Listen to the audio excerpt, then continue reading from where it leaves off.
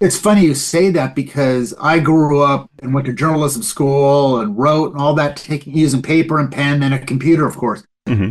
It is a fatal mistake if you're a novelist or you have a book out and you do not print the book out and read it on the page away from your computer, because that is where your brain really sees patterns. Things you Oh, don't see on the interesting. screen. Sentences starting with dependent clauses or overuse of a certain word that just escapes you when you're looking on a white screen. And I've screwed up my own books and had to go re-edit them, which drives my publishers crazy as a perfectionist. So, don't criticize the old-fashioned way because your mind will work more efficiently. I'm going to do this now. Wait a minute. Where's my notes? I got to find my You're listening notes. to Were You Still Talking?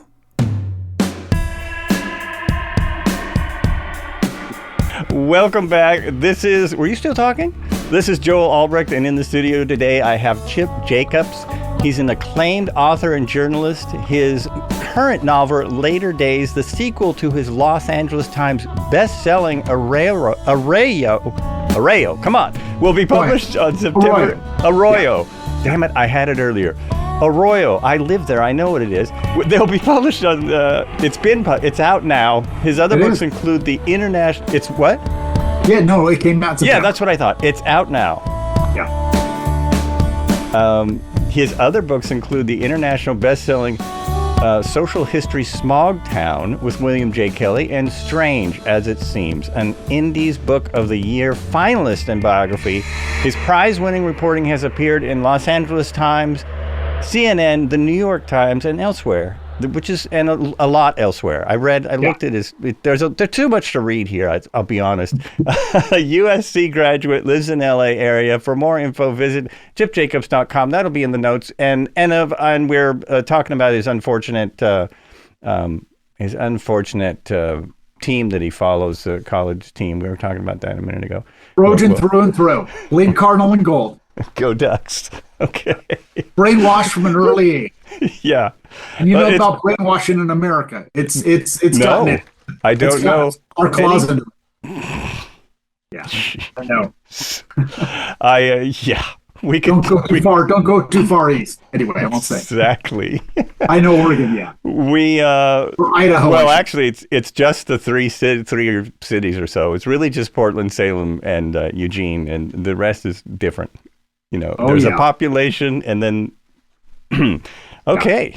Yeah. Where was I going with this? Oh, we were talking a little bit about after we talked about the unfortunate football fandom, we were talking about the. Well, first of all, let me back up because I better get into this book right away. There's a million other things I'd like to hear from you. Tell me a little bit about the new book, and also. I was curious how you got over 1 million hits on your awesome videos, trailers your awesome trailers on YouTube. Well, that I have to credit to my wizard of algorithms, who is my webmaster, and that guy is a digital witch. I mean, he is really good at writing formulas that get a lot of views, and Google always is changing. Mm-hmm. What you need to do to get views. I just wish that all those views translated into book sales, because if so, I would, be donating a lot of money to USC NIL. It's amazing that he can do that. And this last video I had done with a screenwriter buddy who also was a video editor, he used AI, which I was reluctant to do, but he brought back to life a character in my book, a real life person, a Caltech Nobel-winning physicist who's maybe the most colorful scientist in history, Richard Feynman. And I've read his book, if you can believe it. I read his book, really amazing. Yeah. It is. Yeah. He, he was not only a genius at science, but the guy, liked the ladies. He could play bongo drums. He could open up any safe. He worked on the Manhattan Project and solved why the space shuttle blew up, and had a lot of good times and was like the most popular professor on campus. But It's pretty astounding what AI can do. And I say this as somebody who's very leery of AI. Going back to your first question, this book began in about 2017 when an old classmate of mine, who I hadn't seen for decades, saw a story about a true crime book, saw a write up about a true crime book I had done, and suggested we get to lunch. And he drove up from Huntington Beach, which is in Orange County. I live in northern LA County in Pasadena. We had a fantastic, get to know you catch up lunch at a Thai restaurant.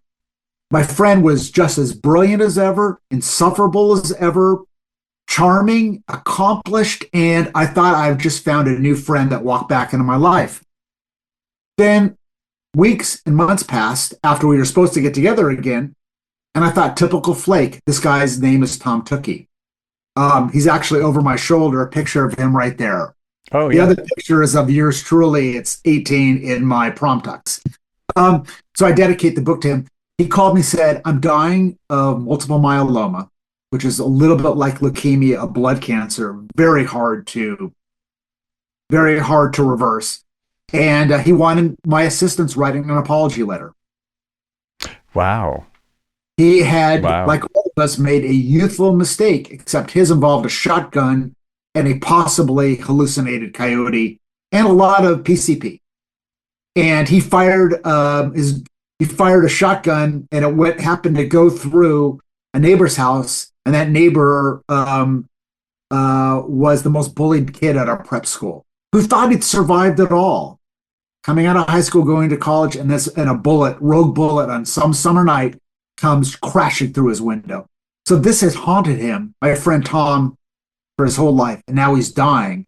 And the victim of that gunshot had shown no grace, no forgiveness, and held it over him. Because, if you know somebody owes you an apology, that's a lot of psychological currency that you have. So that's how the book began. So, and then it turned in, I don't know if you ever saw the Cameron Crowe movie, Almost Famous. Oh, Uh, yeah. Yeah. so Love that in movie. that movie, a young Cameron Crowe is trying to get the lead singer of Sweetwater, which is a stand-in for Led Zeppelin, to interview him. And, I'll do it later or the next day, or I got groupies, or we got to get ready for the concert. I could never get my friend Tom, who was too busy trying not to die, to sit down with me and tell me his life story. I came up with this idea. I'm going to write a novel, and maybe I can take some of the money and help your daughter, your wife, others. He loved the idea, but I don't know if he was comfortable really doing it. And he was going to the City of Hope for advanced medical treatments, and it was a very strange thing. Lo and behold, my friend died. I didn't get a goodbye, a constant in my life.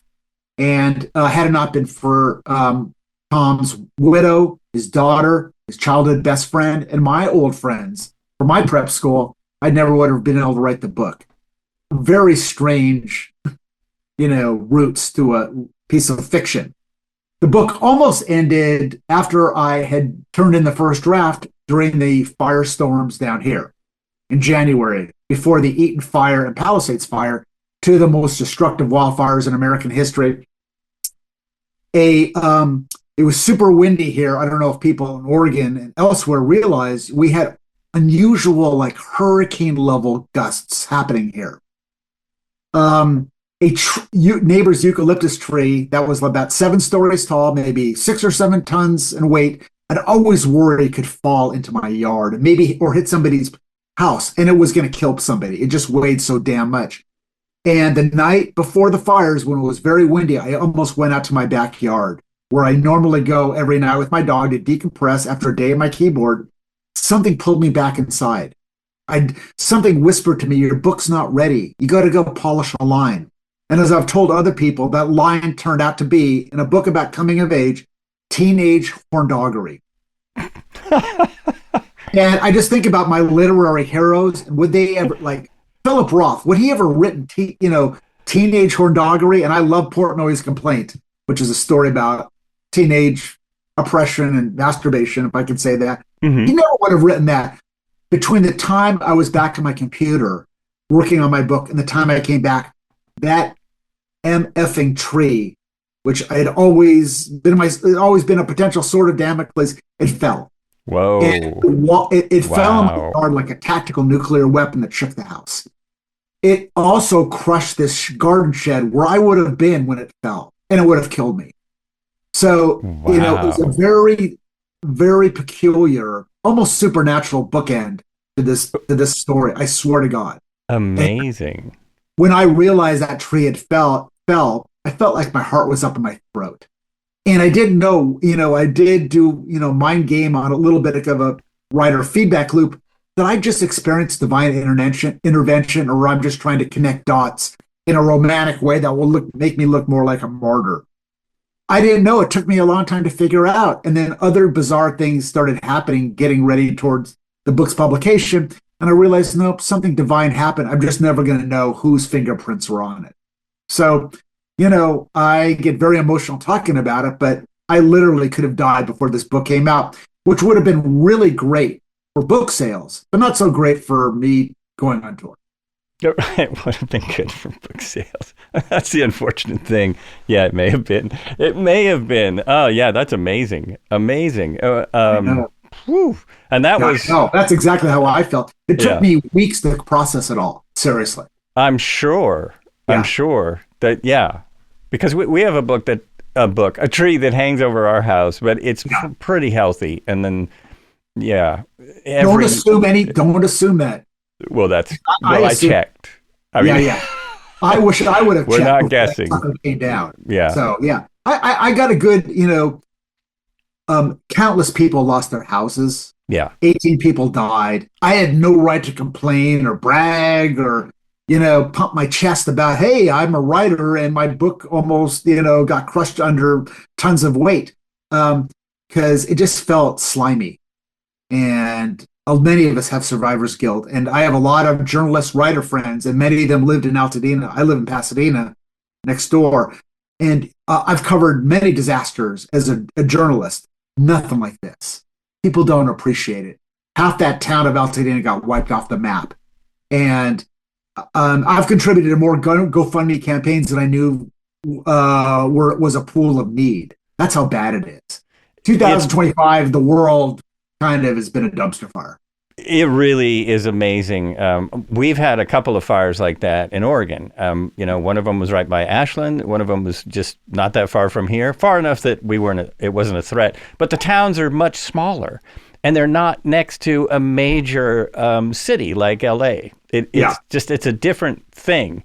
When you see, for some reason, it seems safer to be in the city.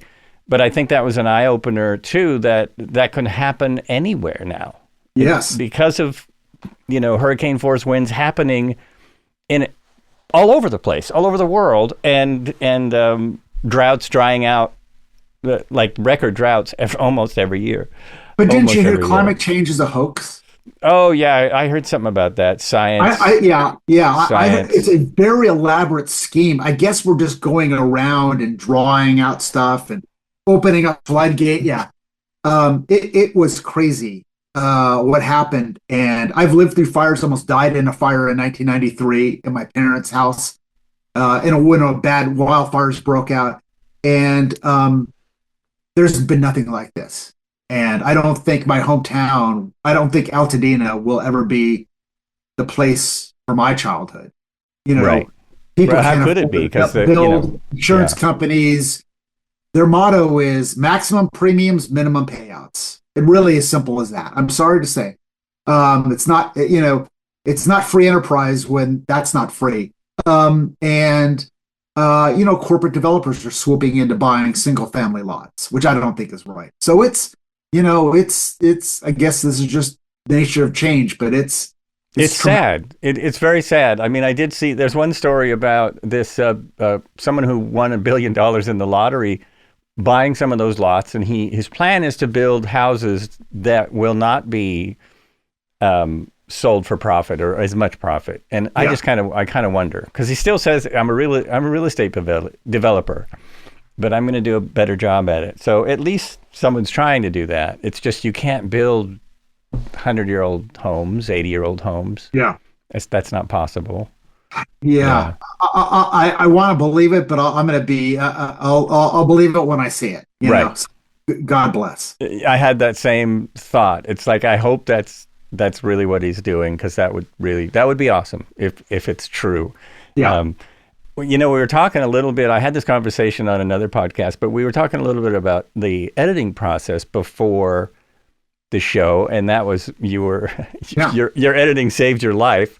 So we were discussing about reading on devices, I'll just say, because Yeah. they're all different, as opposed to actually printing something out and reading it. And I mean, I still prefer a book. I read a lot of stuff on my device, but I still prefer reading a book. And Me too. yeah, what is your what is your process there? Well, I'm Is changing my process Mhm. because I write on a screen on a Mac, like many writers. Right. That's my Mac, my keyboard, my imagination. That's caffeine. That's how I get stuff done. But I've made mistakes in the submission process where I'm giving my draft a final pass, reviewing it, last edit, and I didn't print out the book, and it was just going against everything I've known inside and heard other people, and for some reason, just faster. It's not faster. The human mind, the way we've been trained to read, coming from our generation, you need to print it out and let your brain really absorb the weight of the page. Let your eyes scan the lines, redundant verbs or certain sentence constructions, or even things you'll miss on a computer where there's just a giant block of text, and that's not you know that can be very off-putting for Right. readers. It Right. could be a reason they put your book down. So you have to just not go back to basics, but you have to distrust your eyes when you're reading on the screen. I really, and I paid for that with tortuous editing processes, going back to after a book has been laid out, having to go back and edit things I would have seen like that if I had just taken a simple step. So the death of a tree for the sake of a book is worth it. So yeah, I will never do that again. And there's the screen can be very deceiving, and it is interesting to see the costs of our kind of surrender from this world to this world. Yeah. And whether it's closed mom and pops or weaponized algorithms. And my next novel actually may be set in Oregon. And it's about a portal where people just get a little tired of humanity. And we find out there can be a different type of civilization that comes with costs and maybe some burn marks. Well, Oregon's a great place to set something like that, because that makes it believable. If there's people believe anything about Oregon, you know that? That's true. Oregon has got the most fascinating topography in the world. Yeah. Like I've spent a lot of time in Central Oregon, and it's how many places have volcanic terrain goes right up to the edge of beautiful forests that are so thick you can barely see any daylight. And you mix it in with mountains and gorgeous deep water. It is just a strange hybrid minotaur of a kind of piece of land, and I love it. So yeah, it is a good place. It's amazing how you can go look at a 10,000-year-old lava flow next to a green forest, like you're saying. I know. Yeah, it's just mind-boggling. And then I like to follow that up with going to Hawaii and seeing a brand new lava flow, and it's kind of bizarre. Right. Yeah, that's right. And actually, it's funny you mentioned Hawaii because I've been to the Big Island many times, and you'll see it's very volcanic there, mm-hmm. and then you'll see a beach and you'll see green, none of which are natural. No, right. The green. It's so funny. We love the Big Island. We go there because you can't. We love swimming in the ocean, and we're not going to do it off the Oregon coast. So we go not there. Unless you've got a big wetsuit and maybe it's just some great white killer.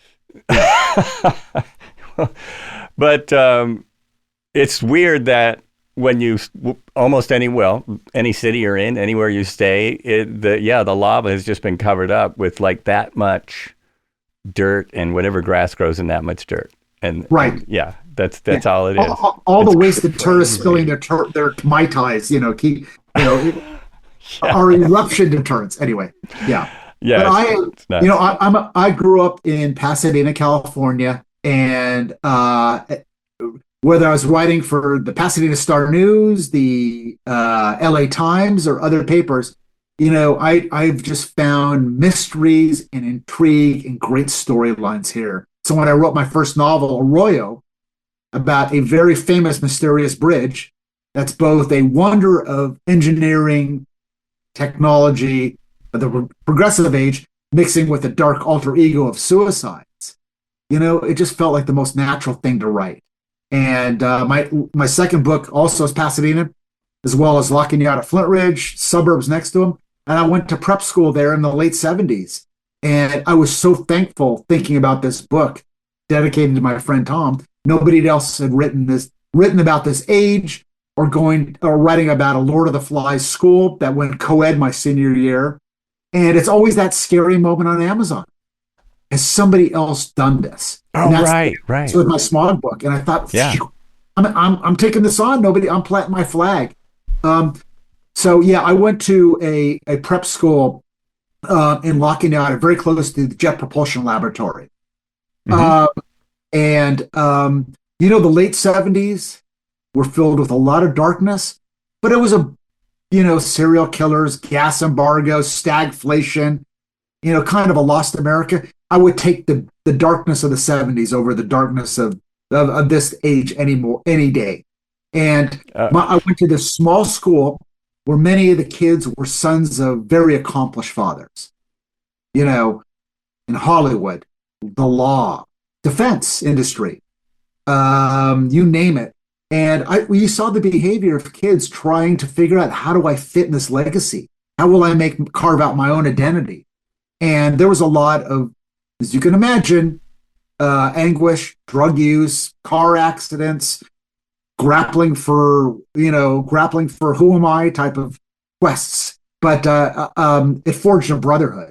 So we had about 37 boys in my senior class at this all historic boys' school, where inside the classroom it was rigorous academics, and outside the classroom it was every man for themselves.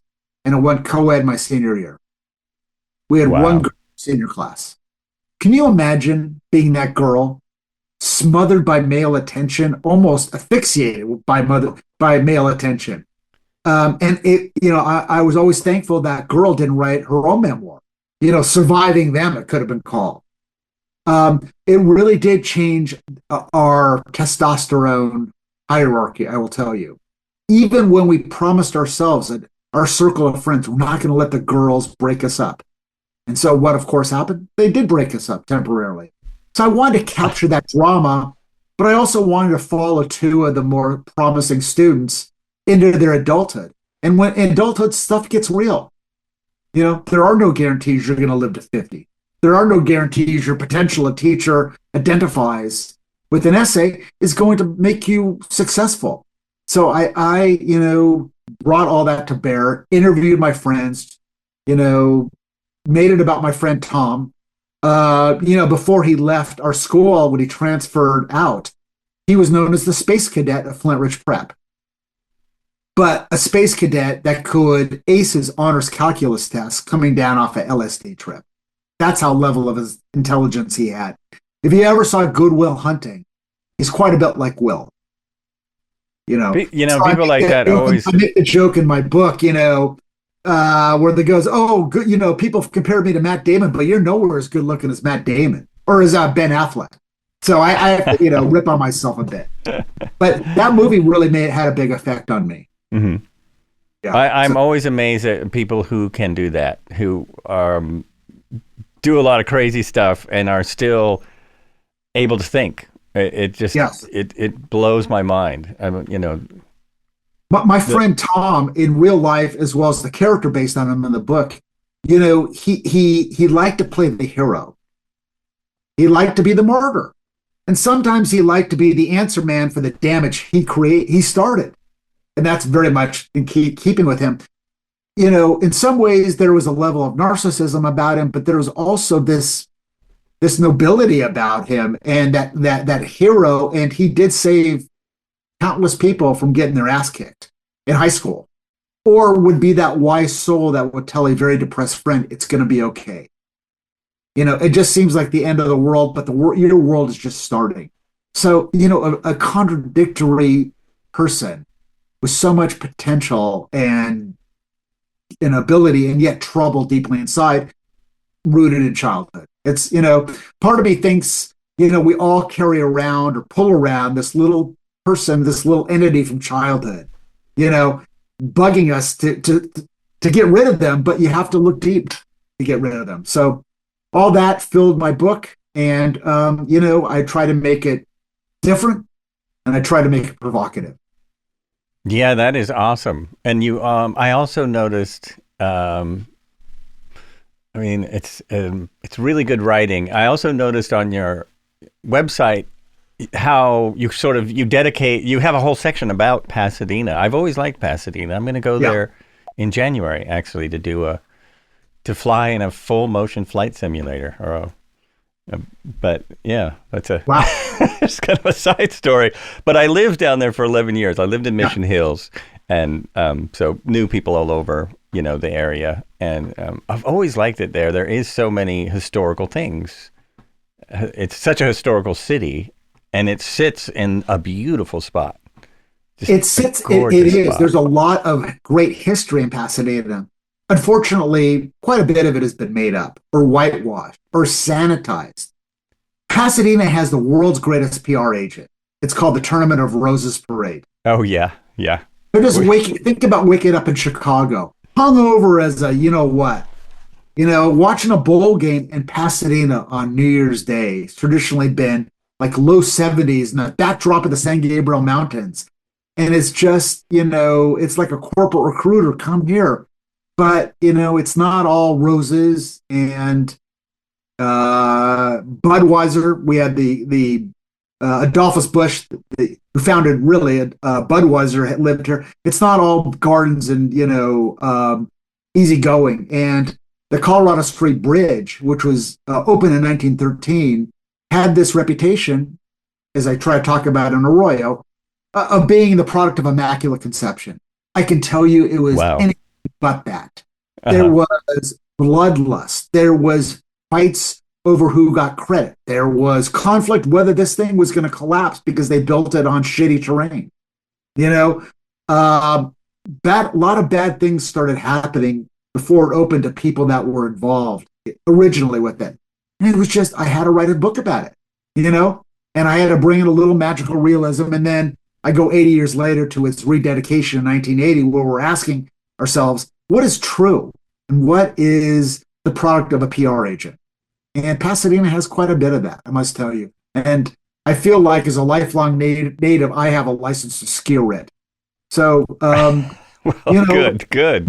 It's like needed. everything, we contain lightness and darkness. And Hmm. that bridge is that way.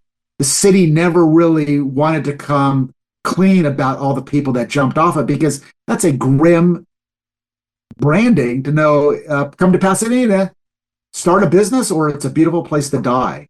And it took a terrible incident in the 1930s where a mentally ill mother threw her toddler daughter over the side of the bridge and then Oh my jumped gosh. herself. The Wow. toddler survived. Oh wow. But the city's campaign to say, avert your, don't trust your lion eyes. This bridge is perfect. That's when they first started after putting up suicide barriers and doing other things. Yeah. So, when you look at a piece of concrete, I can guarantee you there's drama baked into it. It's a bit like the Golden Gate. That it has True. that same issue. Yeah. It is. Yeah. Yeah. And there's currently still a debate here whether the city should get rid of its suicide fencing or not. The bridge was built in a way to please the rich people that wintered in Pasadena at the turn of the century.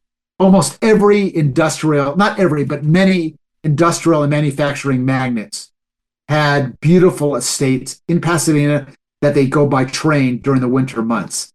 From the people that brought you Wrigley spearmint gum to Procter and Gamble to Bissell vacuum cleaners, Adolphus Busch, and it just goes on and on.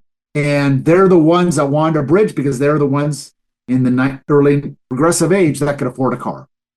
Oh right. So it came Right. time to figure out what grade should the bridge be? Well, these people spent their hard-earned millions to get a view of the San Gabriel Mountains. That's why the bridge is depressed below street level. Wow, that's crazy. I love Yeah. stories like that, though. Yes. It's interesting when you dig down into stuff, and find out more, find out what the real story is. Yes. Yeah, I'm somebody that really is. Have you ever heard of the term presentism? I have not. It means judging and evaluating one age by the standards of your current one, right? So it can be very easy for us to go back and go, oh my God, you didn't allow women the right to vote, or, you put the poor in the worst parts of town. And there's a lot of judgment today. There's a lot of Twitter mobs. And I just wonder what people 100 years from now will say about us. I always wonder that too. And You were on yeah. Facebook.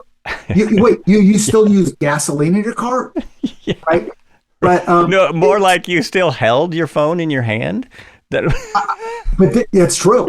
what was but that? the progressive age, and I'm talking 1913. It was a great time to be alive because technology was coming, and there was cars were coming in, medicine was better. Some machines were helping, the typewriter, the zipper, that came to being. And I definitely could see in that romantic parasol age beaming myself back and walking through a park or taking a mountain railway or working at an ostrich farm. There was an ostrich farm called Costin Ostrich Farm. And, around Pasadena in this area was Teddy Roosevelt, Upton Sinclair, one of my journalism heroes, Adolphus Bush, Charles Fletcher Loomis, who was kind of an everything man of Los Angeles. So I had to write a book. And I just needed to put a clairvoyant dog in the mix. And I did. So this later days is loosely connected to Arroyo. There were some characters I wanted to resurrect. Mm-hmm. And as a first-time novelist who came out of the nonfiction world, I realized I had permission to take them. I made them up. So I based new characters on old friends of mine, and in a way try to give them the life they could have led if they took different paths. So it's tricky, and I never wanted to make any of my friends upset, because we did have a little, in my book, there's a group of us that we see as wild teenagers, and then we see them as adults trying to understand how the past influenced the present. But I think they're cool with it. But it's always tricky writing about your people you love and know. Oh, that's got to be. So you're still in touch with these people? Yes, I am. Pretty much? And they... Yes, I am. And yes. And all that as I said, all that blackmail material I've had over them for years is really paying off. But some of them came down for my book launch, and it was really, being a sappy romantic person, or not romantic, nostalgic person, I didn't want to shed a tear. But I believe in the story. I noticed you had one guest who delved in a near-death experience. Oh, wait a minute. Let me stop right there. You watched other podcasts? You listened to other podcasts? Of course. Okay. Wow. I'm a journalist. I have to do my homework. Very good. Way to go. I'm very proud of that. That someone does their homework. No, it was very interesting. And I am a near-death experience junkie. Me too. Me as well. More people on planet Earth believe in reincarnation than not.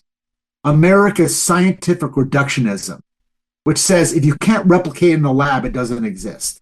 Well, guess what? There's libraries, including the University of Virginia, full of testimony proving this is just an eyelash of existence. We've been here before.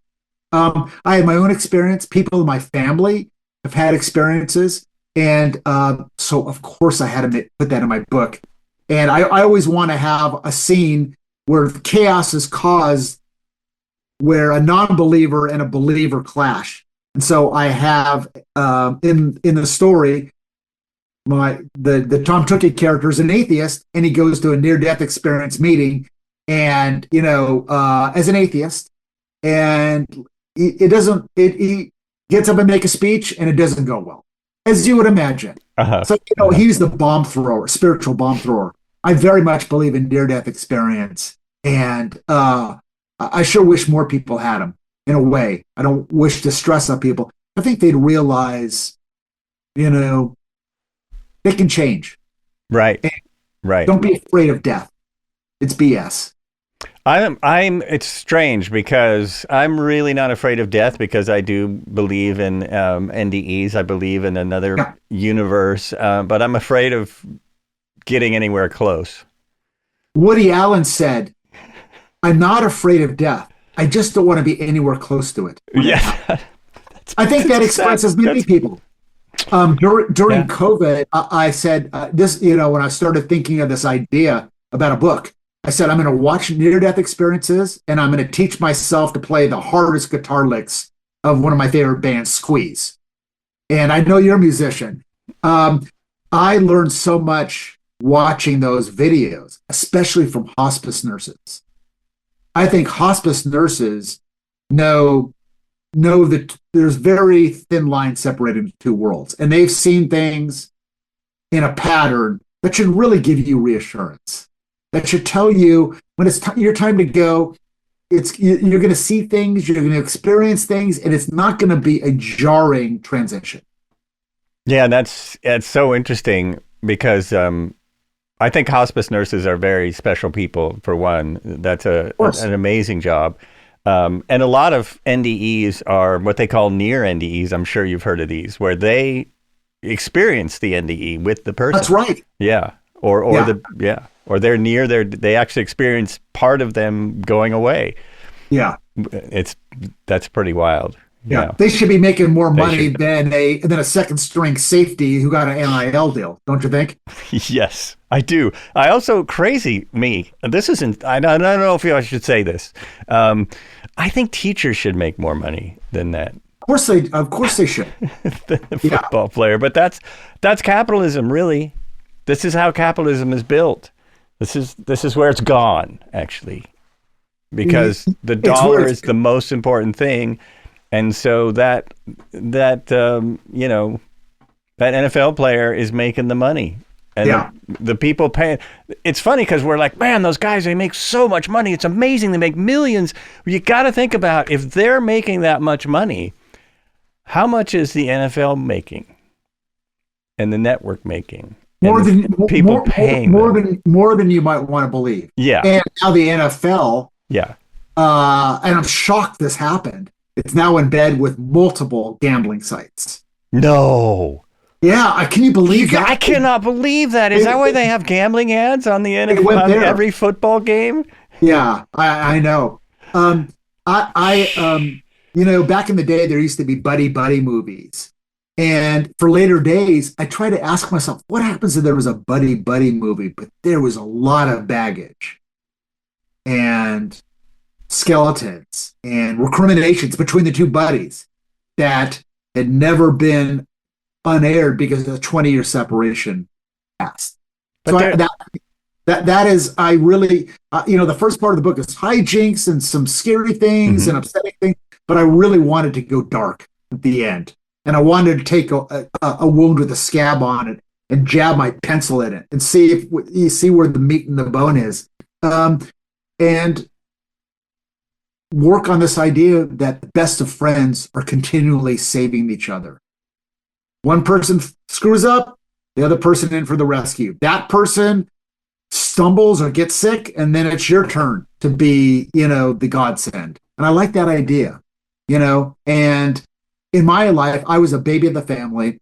Whoops, baby. My parents were in their 40s when they had me. I never thought, as a kid, resenting my parents and wanting just to get out of the house and do my own thing. They're going to die before most people are going to lose their parents. So that affected me quite a bit. And I did not get goodbyes with people and animals that I love. And this book was catharsis. I mean, let me tell you, Apple Bill's waterproof keyboards, because I cried on the sucker. I lost my dog. I lost my dog at 18, right before I was supposed to take the SATs. Prep schools are constructed on getting you prepared to ace your SATs. And I was one screwed up teenager when I took mine. So I got to write about that scene in my book. And it was excellent. It was excellent therapy. I Well, probably saved $50,000. And so yeah. you know, I it, the pain of that is still raw inside of me. And this happened in 1980. But that's what writing is, isn't it? I mean, writing is a form of art. Art is therapy. All the different forms of art. This is what banging on drums is incredibly therapeutic. I believe it. Yeah, yeah, Yeah. Um, and by the way, being a musician, music was a critical part of our identity. I would, at the risk of sounding like a boomer, which I am, I think it was more important to us than today, because today there's so many distractions on that little piece of plastic poison known as an iPhone. We used to love when our favorite bands released an album, because right. Because I it don't wasn't mind very often. saying we went to a hard school that was 3 hours of Yeah. homework every night, and on a Friday we might smoke a little something, have some Pringles and Hostess Twinkies, and put that album on, pull that cellophane off, and listen to this album, and we'd get into ferocious debates. And that was our politics. That's the way we learn to frame arguments outside of the classroom. And you learn about people, why something mattered to them, what song resonated. Because another thing, looking back on my teenage years, boys don't really talk about our problems. We act out our problems. And in a way, we brought that intensity to album release parties. And I remember we had one for Led Zeppelin's In Through the Outdoor, their last album before John Bonham died, and I absolutely could not stand it. But we got into this raging argument in my room with my friends, and in a way, the division brought us closer together because it was the intensity of it. And there was one faction of my school that was into Dead Kennedys and the Germs. The Sex Pistols and Clash were way too mainstream for them.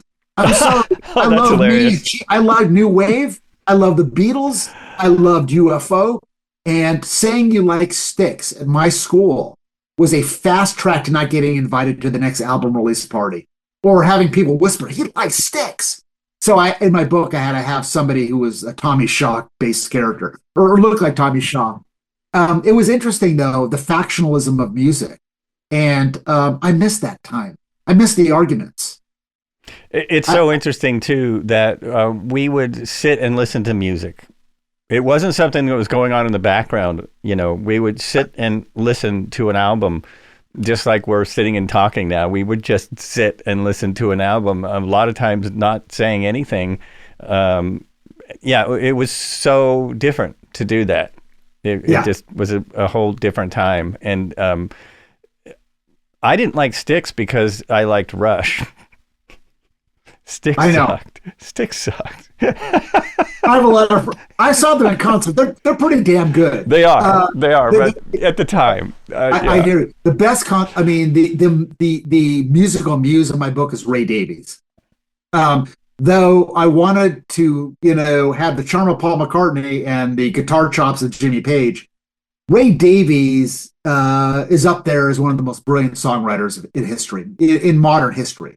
And the Kinks, you could argue, might have been the first punk band in the 60s. I saw the Kinks at a stadium in Seattle, and that was the loudest drummer I'd ever heard. And I mean, you could tell. You can't really hear him. It's a stadium, but he had these massive sticks, and he was wailing away, and they were phenomenal. What year was this? This was, when the Kinks were big, the 80s, sometime in the 80s. I can't remember I can't remember that much of the 80s.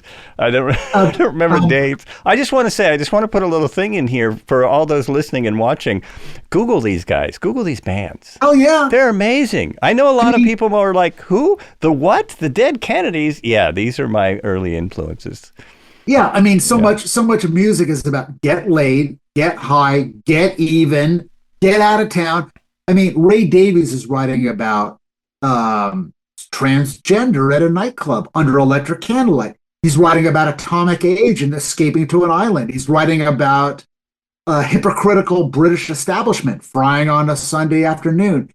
It goes on and on about the pangs of waiting, about nervous tension. And he's just the perfect person to whisper to the main character in my book. The best concert I think I've ever seen was the Kinks in 1979 or 1980 with my then best friend at the Universal Amphitheater. And the Kinks, like many bands, the foundation were two brothers, Ray and Dave Davies. Ray was the songwriter and the front man, and Dave Davies was the little brother guitar player. They have had a famously antagonistic relationship that makes the Oasis brothers look like, best friends. They were fighting during this concert. Oh, during the concert. Some argument going on. Wow. It didn't affect the music at all. And that's great. It was one of the most magical nights of my life, seeing the Kinks live. And they didn't even play Waterloo Sunset. And it didn't matter. It's so wild. I was a big fan of The Who, Rush, the Rolling Stones, Led Zeppelin. Those were like the bands I listened to. And when the 80s came along and the Police came out and, all the Talking Heads, all these different really amazing bands, I didn't like them at all because they didn't sound like the bands I was used to. And later I was like, oh, these are amazing. These bands are like amazing. The stuff that Gordon Sumner writes is just... It's really phenomenal stuff. What about the Tubes? Did you ever listen to the Tubes? The Tubes, White Punks on Dope. There it is. What is the anthems of our school? That and Mexican Radio, and there might have been. I'm trying to think of another song. Yes, I love the Tubes. I mentioned the Tubes to a friend of mine, and he had never heard of them before, and I was just shocked. And he's the one who taught me a lot of engineering stuff. He's an engineer and a like big creator. I just was like, you've never heard of the Tubes? I went to see them at a local concert venue. It's actually what am I trying to say? It's really, it's too nice of a venue for rock. It shouldn't have had rock in it. It was, but it's this beautiful building. It's one of the nicest concert venues in the world. And so I saw them there and they blew my mind because Fee Waybill, which is one of the best names for any rock musician. It's like, but he would change costume every song. And he had these two dancers that would change his costume, as they were taking that 30 seconds between songs, and he would come out as whatever the character was for the next song. And it was great stuff. I'm so great. I mean, I think the late 70s, early 80s, it was just the high watermark for going to concerts. And, there's nothing like going to a rock concert with a buddy or buddies. And, we grew up around Van Halen. By the time we were seniors and juniors, Van Halen had already made it. But in junior high, ninth grade, I was supposed to help organize a dance. And it turned out to be the pre-Van Halen group Mammoth. And I think I talked to David Lee Roth. Oh, no kidding. Wow. And when they got big, you could drive around, when we were younger to keg parties, park concerts, and you could hear Eddie. You could hear them, and they would play covers back then. But the Van Halen vibration was all through our adolescence. And then I play guitar. As a good hack garage guitar player, and I took lessons at a place in Pasadena called Dr. Music. Where Eddie Van Halen would buy all his gear, and I swear to God, he'd park his Jeep on the sidewalk. And I don't think he was eating a lot, but he was growing his hair long and he was wiping his nose a lot. Right. My guitar teacher would take me out and go, see that? There's Eddie. And I was too afraid to approach him or whatever. And supposedly a very nice, approachable person. But, that influenced us. I think we all want to live the Van Halen lifestyle.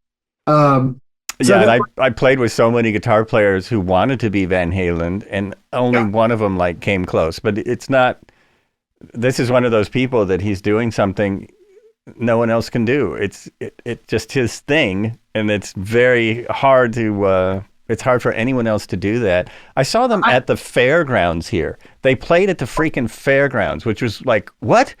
These guys are playing at the fairgrounds? We've got to go. We were in what incarnation of that? This was like it was Van Halen, but like their first tour. Like this is when they were first getting out there. I was in high school, probably early days of high school, and they were terrible. They're terrible. They were terrible. Part of it was the sound systems in those days really sucked. And when you play in a building it's the fair. It was inside. Yeah. And so it was nothing but echo. And then David Lee Roth forgot a song. He forgot what he was doing and forgot where he was. Supposedly. Years later, I look back and I'm like, was that an act? He may have actually just been making that up to be like. He might have been. Aren't we drunk? You know. We saw them in concert with my high school buddies, who we all had pre-gamed it. I have to admit, but David Lee Roth, he would come out on stage with a fifth of Jack Daniels. Right. Maybe it was iced tea. I don't know, but he would glurg. I think this is the beginning of the wireless guitar age. And Eddie would go off stage and he'd come back and he'd be moving even faster. So we can imagine what was happening. And I swear there was smoke coming off his fretboard. He played so friggin' fast. The early days of wireless guitar, where when people tried to use them early in bars and things, you would get this. Right. Hello, is that you? Yeah. We were always going to concerts. Music was just an ever-present factor. We saw Kiss at Magic Mountain, like as sophomores in high school. Wow, yeah. And this is, and I swear, Ace Frehley, he was the spaceman of the Four. He comes out and it wasn't a wireless guitar because he tripped over a chord, and he went down directly on his guitar. And what do you think happened? Massive amounts of feedback. And I have to say, he got back up pretty good, and he hadn't smudged his makeup. So yeah, music is just so. I'm so glad that's what we followed, and I'm so grateful I didn't have a cell phone and Instagram and those things that push you apart from your friends. And there's so much. I use social media stuff. I'm on there looking at cat videos and stuff, and the dance videos on TikTok can be pretty funny, but I can't imagine, because we had social pressures, even living where you lived, it was even bigger. I mean, going to high school is like crazy. We did all kinds of illegal substances kind of to cope with it. Yeah. And now that I look back, it's like, because you hear about all these kids having anxiety, and it's like, well, I did too, but we didn't cope with it very well. Was the level of anxiety the same as us, as they are I have two daughters, in their 20s, early 30s. I don't know. There was kids in our age that were depressed. There were kids in our class that had anxiety. Yeah. There was kids in our class that were gay, that were struggling to know how they fit in. And, they had to kind of bottle that maybe more inside than getting help for it. So things have improved in that way. But I don't know if there was a bigger percentage than today, and it's great getting help. But we are in the sensitive age. We are in the anxious age, and there is something for my dad came from the Great Depression, built himself from nothing, and he didn't care about your feelings. If you said you're going to do something and you didn't do it, you'd face his wrath. My dad, in college during the summer, I'd be face down on my bed after been out till 3 o'clock in the morning. My dad didn't care. He would come up, open the drapes, and whack the back of my heel. Okay, time to get cracking. If I did that today, I would have a lawsuit filed against me. Yeah, that's probably true. I think my dad realized later in life that he should have been more sensitive. But yeah, it doesn't. Talking about our feelings with our pop was not a big thing. And My yeah, dad, the last thing my dad wanted me to be was a reporter or a writer. And we had ferocious arguments about it. Like, I'm paying for your college, he'd say, but it's my life. My dad, it's a weird thing, I'm a beneficiary of my dad's success and hard work and drive and desperation not to lose a roof over his house, a roof over his head. And then, for many, common, they kind of resent the success and the cushier life they bequeath to their children.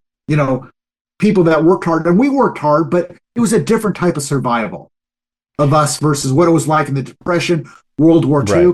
Maybe that's part of the problem with today is people have never really been asked to sacrifice on a collective level, you know? So he Well, remembered that. well, do you think it's part of your success because you've had a lot of success as a journalist? Do you think you were pushed because to try and impress your father, to especially because he didn't want you to go into the to that? Do you think you There's no worked doubt harder? Yeah. there's no doubt there's a weather system, emotional weather system inside me because of that. And we're just so different. And I always whenever I see movies with touching father son scenes, I just weep. Including Home Alone, I'm embarrassed to say. But what really gets me, and a lot of Arroyo was inspired by it, was Field of Dreams. The Oh idea yeah. of heaven coming back, and in the end of that movie, the two, uh, it's not Shoeless Joe Jackson, but maybe it's Shoeless Joe Jackson. Well, the Kevin Costner character plays catch, right? Oh And he right. goes from calling Yeah. him his first name to saying dad. I friggin' lose it. I am reduced to my molecular puddle saying that. And so, yeah, I think there was definitely part of that.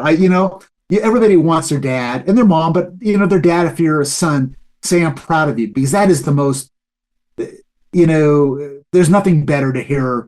You've done something right that caused someone to be glad you're there and applaud you.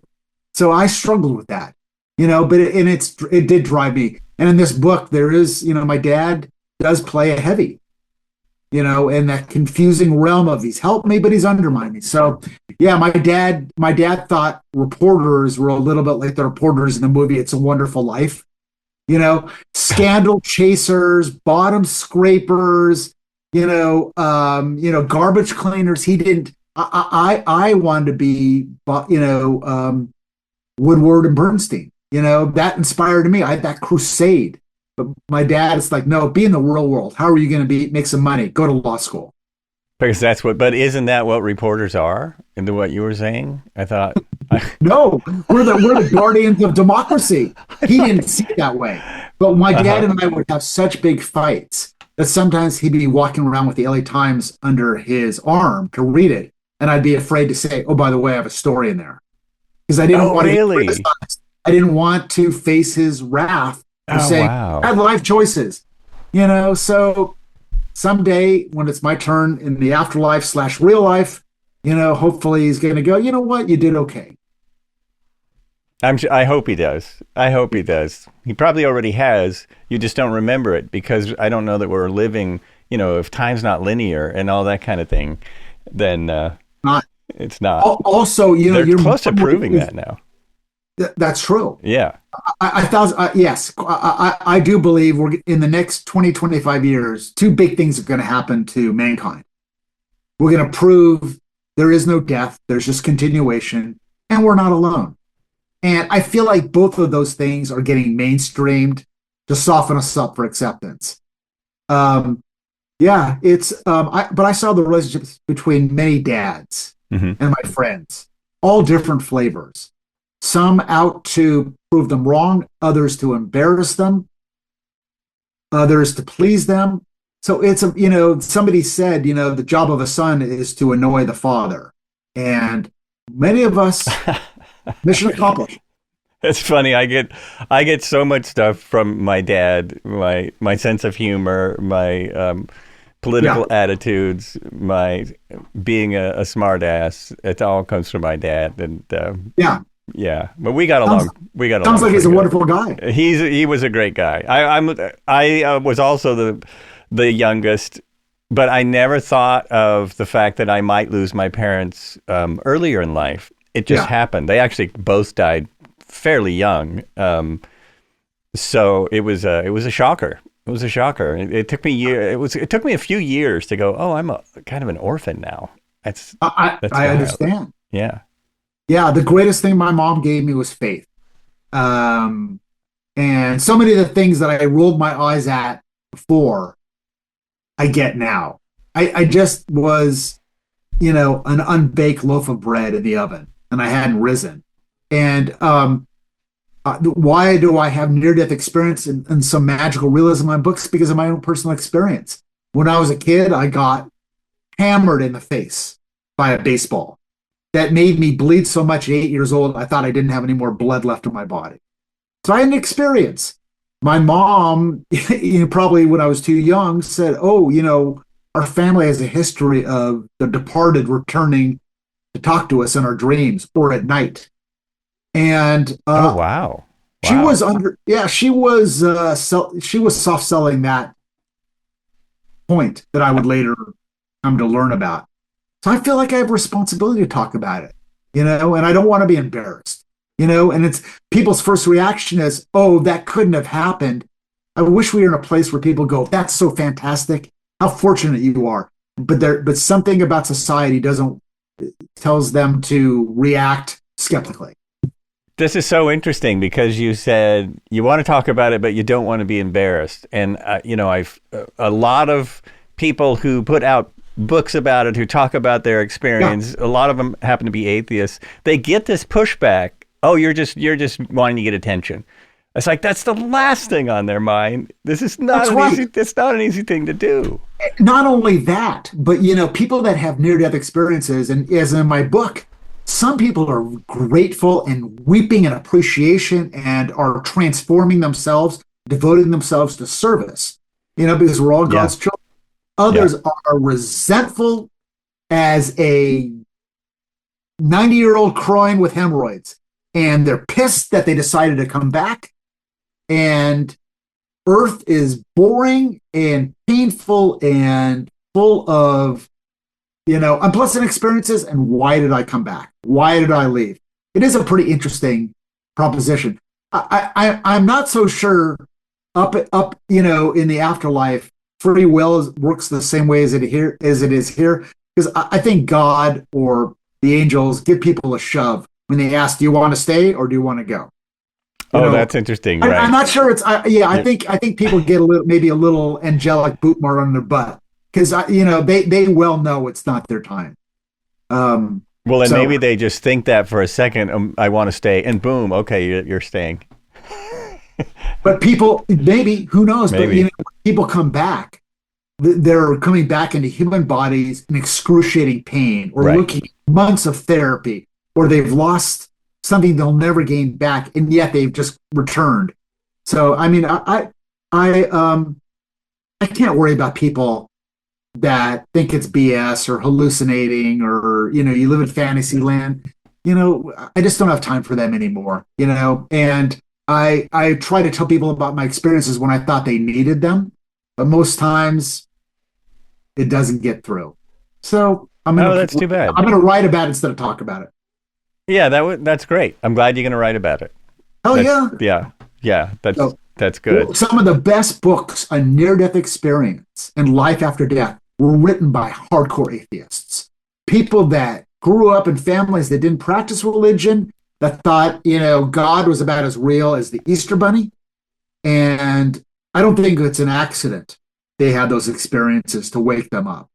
Personally, Yeah, that really makes sense to me because one of the biggest selling books, and actually he's been on. I think he did a Tech TED talk. He's been on several podcasts. I'm forgetting his name, but he was a doctor, and I know his name. I was about to go get his book. We just had some energy. His name is Eben Alexander. yes, yes, He wrote Proof of Heaven.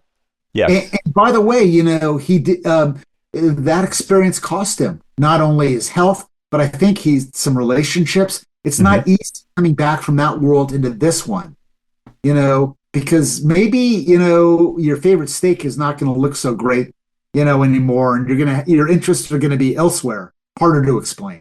But that book in it, of the book Journey of Souls, a book Many Lives, Many Masters. Some of these people are psychologists and psychiatrists who use regression therapy to learn about past lives.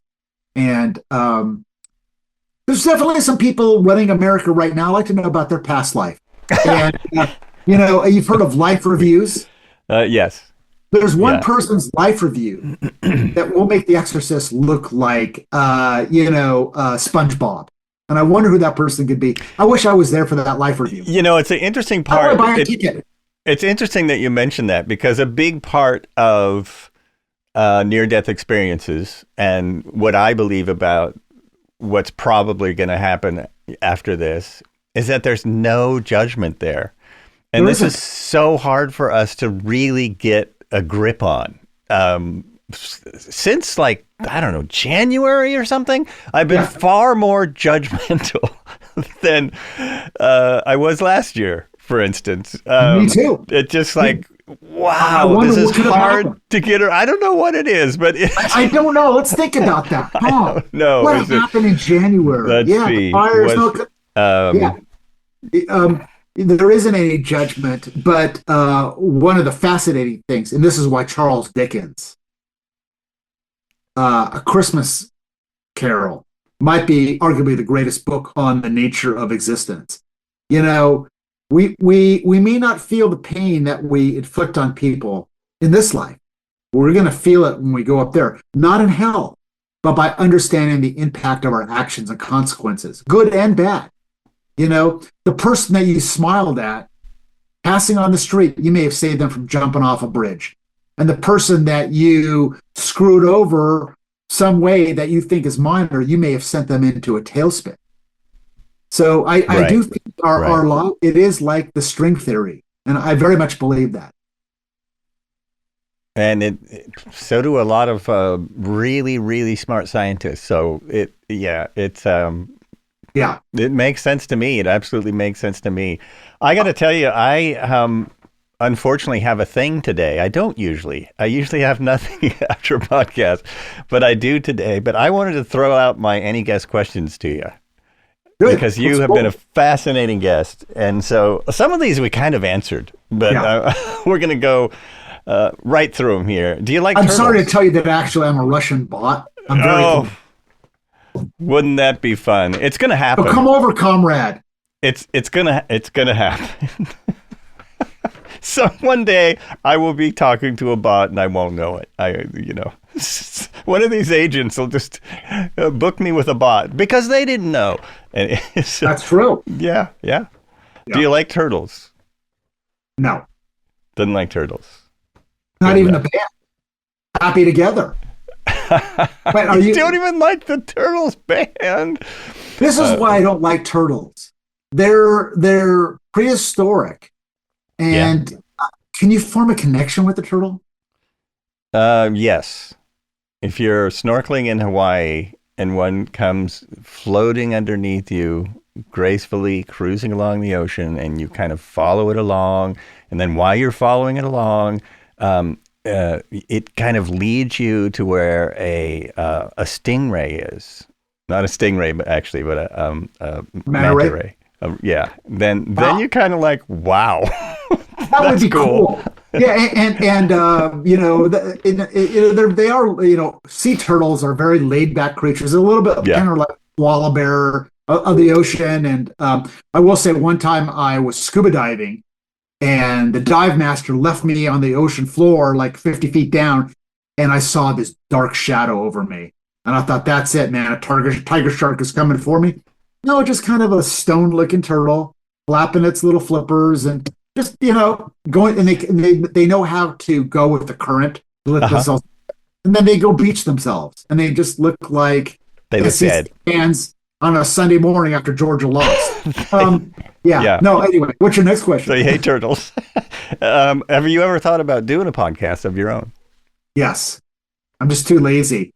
I'll be honest, 64 years old, and the weirdest thing, the fire in my belly to write and explore and to see what's inside me, and other stories, it hasn't gone down over age. It's gotten more.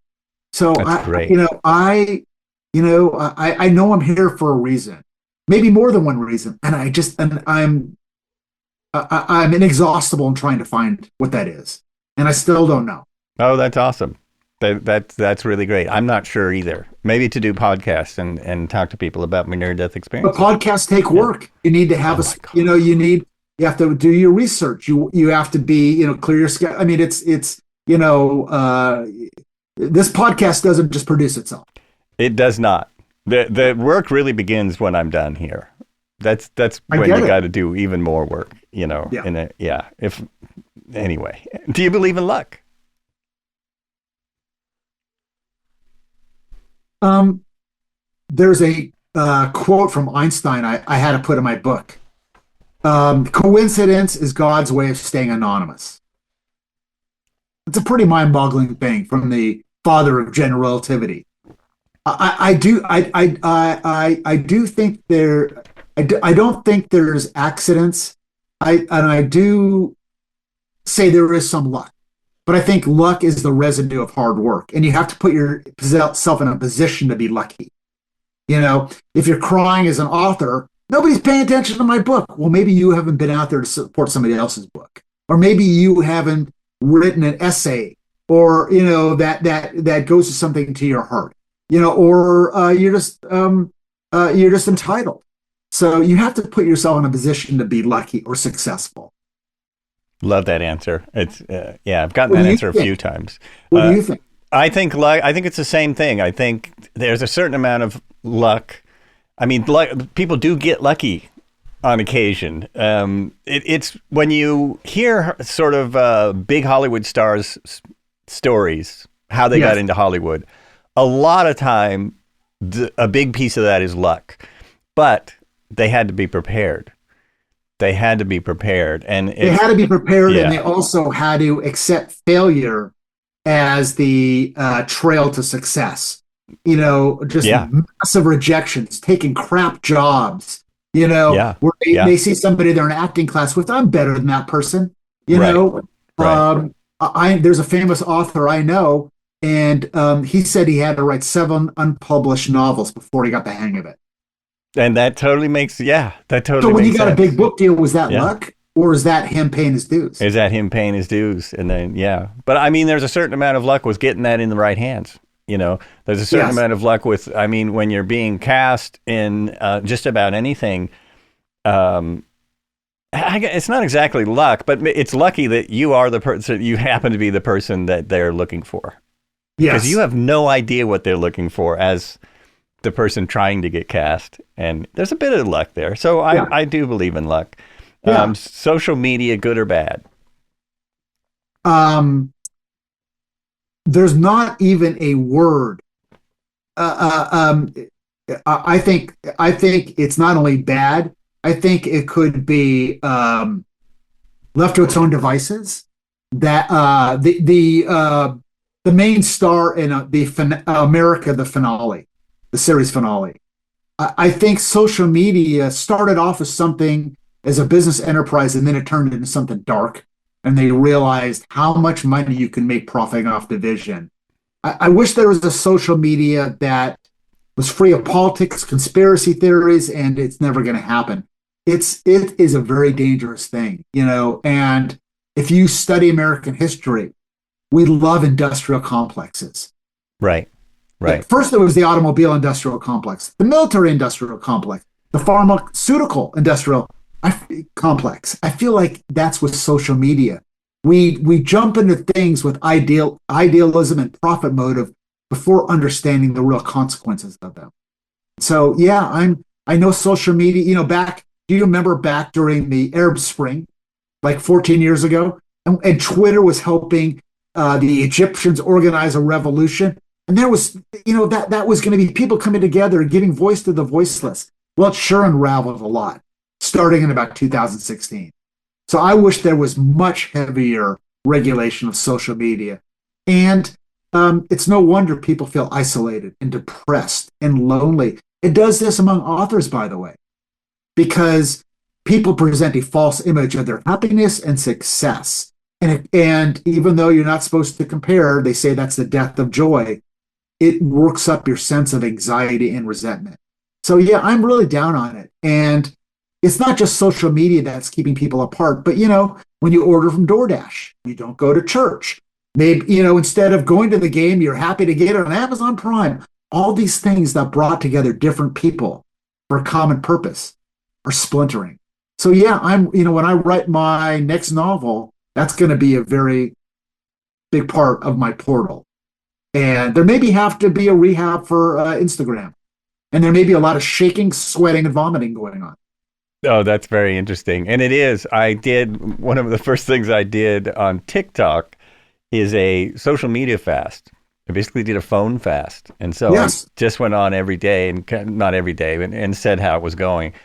And I wasn't shaking and vomiting, but it felt like it. I was surprised. I was a little shocked how addicting it is. And it's nothing that a little AI can't fix, though, right? AI will fix all that stuff. But maybe the problem was, and I'm the same way, and I've actually tried to train myself because it conditions you to pick up your phone.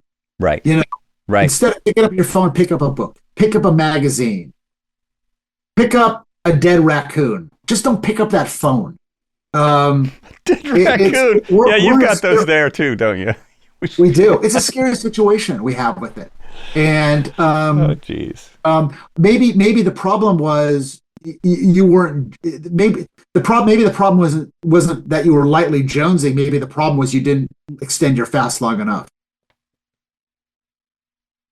Well, that's probably true. It needs to be more than a fast. It needs to be like a permanent thing, and so that's not working out yet.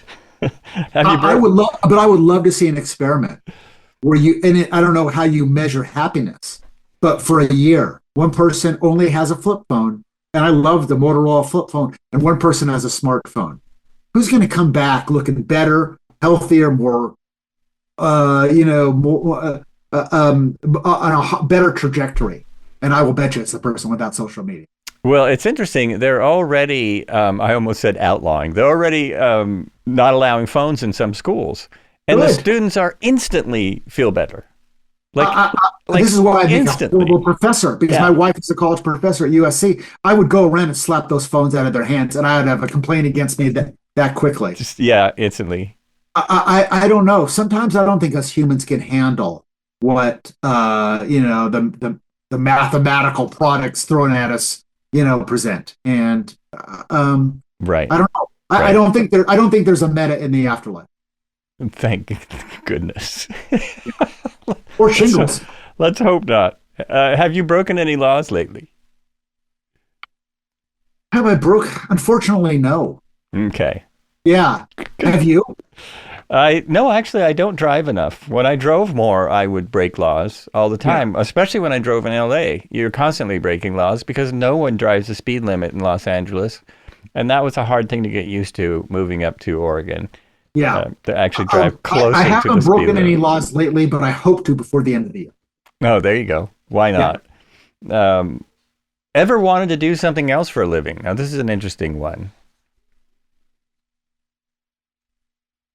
Well, when I didn't take enough guitar lessons and didn't, get recruited for a band, this is what I was meant to do.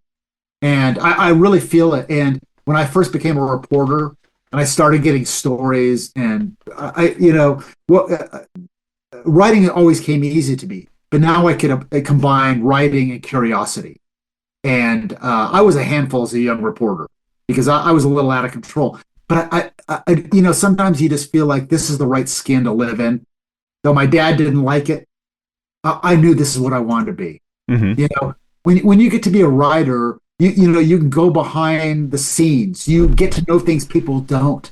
You can ask super aggressive questions of powerful people that otherwise stomp you. And that's very intoxicating. And it took me a long time to realize I was a reporter trapped inside a writer's body. I was much more like my mom's side of the family, more the creative. And that's why I've gone into writing fiction. And I hope from the afterlife, my mom will go, now you're finally getting it. But no, I've never wanted to be anything but be a writer. and live that kind of romantic dream. Oh, that's awesome. And do you believe in talent? Yes, Different way to phrase that. Yes. I do believe in talent, and I do think God gives us all different gifts. Many people have gifts they haven't explored because their situation is intense, or they don't have time to see if they can, play a good, I don't know, keyboard. But I do believe in talent, and I think if you have that equality with perseverance and good editing and a good mindset, you can become great. I'm not so sure somebody who doesn't wasn't born with a talent can elevate themselves to great. I think they can become good, but they should. It's probably not their natural aptitude. So yeah, I do believe in talent, and if anybody doubts me, let's look at what two guys named John and Paul accomplished from 1964 to 1967. That was a combination, I think, between luck and talent. That's where luck really, to me, is really obvious. Not just John and Paul, but those four voices cannot be duplicated. I mean, can't. No one else. You can go to a million cover bands. No one. Oh, they call them tribute bands now. Yeah. No one will sound like the Beatles. No one has that. And then also their producer helped a little bit, but just by the time mind-boggling. the Beatles played Ed Sullivan, they've been together 7 years. Right, and they played a They've been in club in Hamburg. Germany, the Hamburg years. They drove around North Wales in a van, lying on top of each other. Think about all that as a guy.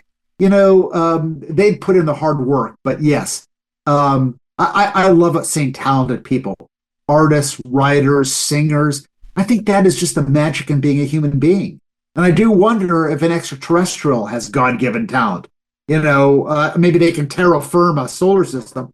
But a talent it does make me feel connected to other people. And there's some really good writing talent in Los Angeles, let me tell you. Oh my gosh, yes. When I'm around other talented people, it makes me want to raise my game. Yeah, that's great. I mean, the one conspiracy theory I believe in is that a lot of celebrities are aliens. That could be. These perfect faces, that most of us don't have that. What is this? That's an alien. Come on. Yeah, there's some impossibilities. You're 70, but exactly. Those eyes look like they're 20. Yeah. Tom Cruise finally started to age, so that's something. It took him a while. Yeah, and perfect hair. Yeah. Yes. Well, that's easy. That's wigs. Anyway. And this one we talked about for a while. Do you believe in something after this? Absolutely. Absolutely. The question for me that I struggle with is, why don't we remember our past lives? Why don't we learn the lessons and who we are and who we're supposed to be? And in Arroyo, I do try to get to that. Somebody knowing things about a bridge that they could possibly not know because they're having past life memories. Mm-hmm. But then it sort of hit me. This really isn't our home. The afterlife is really the life. This is the between life or the pre-life. I personally, really do believe this. And our knowledge, the scholar in each one of us, the Akashic records, that is where all the cumulative experiences come together. And I don't know where it all leads, but that's why we don't remember. Maybe you and I were, fellow Bolsheviks together, or we were cleaning King Henry's slop. I don't know. But I absolutely believe that this is an eyelash of existence, and our real life is not here. Our real life is in the spiritual realm, where there is no time and space, and you don't talk, you just think, and you have a universal sense of belonging. And I know it sounds corny, but go watch 10 near-death experience videos. And I wish a hardcore skeptical scientist would watch that. And how do you explain the common pattern? Yeah, I'm with you all the way. I'm all the way. One of my favorite quotes is by Deepak Chopra, where he says, the near-death experience is the beginning of that experience. Maybe. You know, we're just start. That's you can't conceive of the full experience because you're in the physical experience. So you really can't conceive of what goes on after that near death bit. Like there's Yeah. another level, and that makes a lot of sense to me. There's Like, sure yeah, there's some really under the radar afterlife movies. One you have to watch maybe with a Valium, some scotch, and a box of Kleenex is called The Shack. The Shack. Okay. Yeah, Octavia Spencer is in it. Uh huh. It is excellent. It is excellent. Um, What is the one with Robin Williams? It's one of my favorite uh, near yeah, it's death. about what is what all dreams or I don't remember the name, but it's a really good movie. It's about a bereaving husband looking for his wife in the afterlife. Yes. These dreams must Yes. pass, something like that. Something like that. These dreams may come. I That's think it. that's it. These dreams may come. And Oh, the it's a whole like there's all this stuff that where it's a painting and yeah. just the But yeah. another fantastic movie, which I believe in it's like a celestial band of strangers trying to help a wayward soul is Field of Dreams. You Oh know, yeah, yeah. Kevin Costner goes and recruits James Earl Jones, Yeah. who tries to spray him in the face with bug killer because he was supposed to take him to a baseball game to see the scoreboard. You know, Heaven Can Wait. Groundhog's Oh, Day. love Heaven Can Wait. I love that movie. I could Oh not God, it's yeah. so charming. It's so But they yeah, redid it. And I was like, what are you doing? This is don't do it. don't But do it. in the second life of the quarterback, Warren Beatty's character, he's not the same as the first guy, is he? Right. Because he sort of missed the point of his first life. And I do think that. I do Hmm. think that we all have choices. And if we don't take a path that's going to lead to a higher self, we're going to come back as a lower self. And it's going to be a more difficult challenge. I love, of course, Groundhog's Day. I think people miss the point because Bill Murray is so hilarious in it.